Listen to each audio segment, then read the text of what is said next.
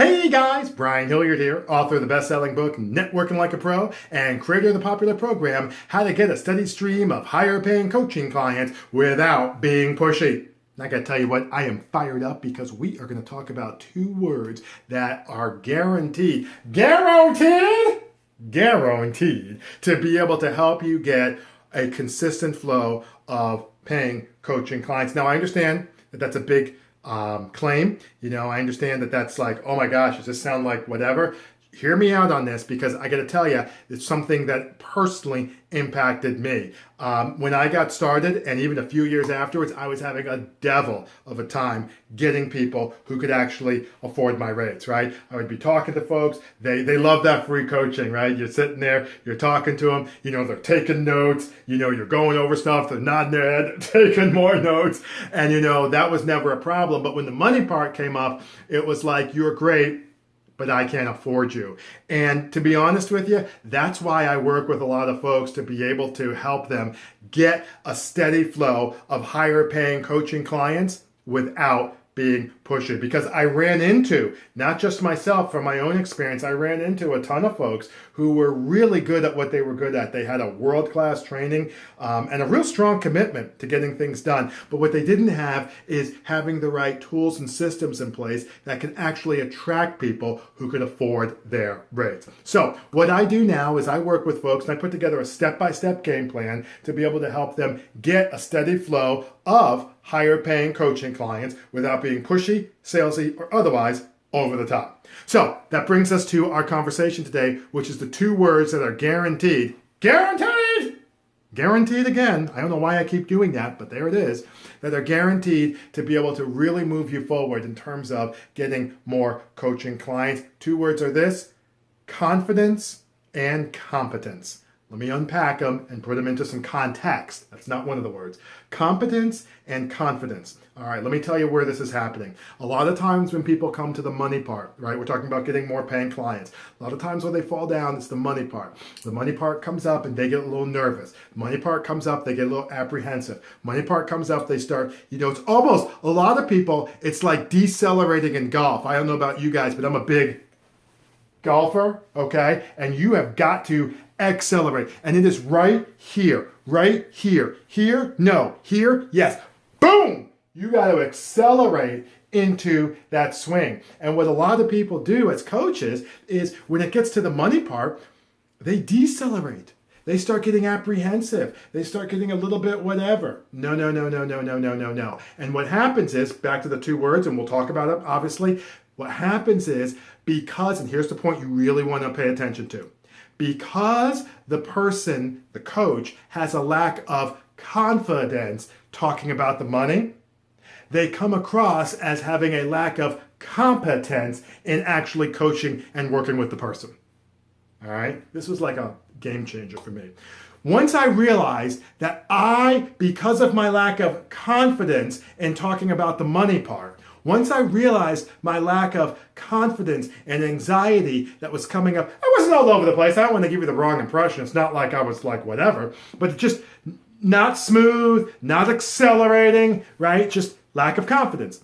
Once I realized that what was happening was my lack of confidence in the money conversation was leading the prospective client to think that I had a lack of competence in helping them, which made them say, I'll think about it, or maybe next time, or let me see, or 2 months from now, which would then feed into my lack of confidence, which then came right back around. Am I making sense? Lack of confidence, lack of competence, then that brought back to the confidence again, and then that fed into not feeling good about the whole process. All right? So how did this turn me around, and how can it guarantee me getting some more clients, Brian? Good question. What you need to be starting to think about is when you go into that money conversation, you have to have confidence in yourself. You have to have the confidence that you can help this person. If you don't, then you shouldn't be there. And most people do, but they lack the confidence in being able to articulate what it is that they're saying in a value proposition manner, money, right? In a way that will get people to actually say yes. So here's what you do. First of all, make sure that you feel good about your coaching in general. Most people do. Secondly, make sure that you have some buying packages that really make sense. This is where a lot of coaches make the mistake. They've got so much stuff that they in the call, and I did this, they're in the call talking to the person, and they're still trying to figure out what they want to say. Well, we've got this package, and I guess, we can meet for maybe 28 sessions, and then this one, maybe we can meet for 52, and no.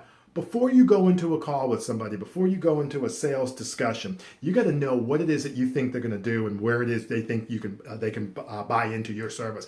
Before I go into a call with anybody, I'm like, all right, looks like these are a couple of different options of what it is that they're going to do. I have this stuff written out. It's not right here, but I have it written out. I have a hit list of the 5 or 6 things where I feel I can add value. I have options in terms of the paid service offerings where I feel they can plug in. I have ideas outside of these other things where they can move forward regardless of if they work for me. I talk to them about their situation, reflecting back some of their challenges. I have all of this on a sheet of paper, and when I'm talking to people, I read from that paper.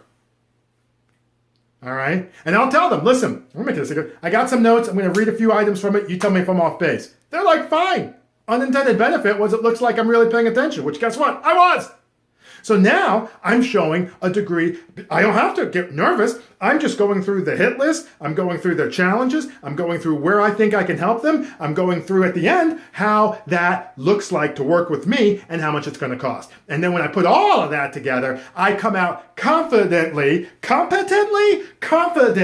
and showing them that I have the competence to work with them. And guess what happens? They have the confidence in me to say, let me pull out my checkbook. How much money are we talking? What does this look like? Let me talk to my wife. Let me talk to my spouse. But let me get back to you. Okay, that's no problem. Or let me just make the deal right here. Confidence and competence. I can't even begin to tell you how much of an impact that's had on my ability to grow my practice. All right. Speaking of which, swing on by our blog if you want. We've got all kinds of good stuff on there. It's practicebuilderblog.com. All right. www.practicebuilderblog.com. We've got all kinds of good stuff on there. Some of it's free. Some of it you will have to pay for, but all of it's designed to help you get a steady stream of higher paying coaching clients without being pushy. But in the meantime, my name is Brian Hilliard saying so long, take care, and thanks so much for your time.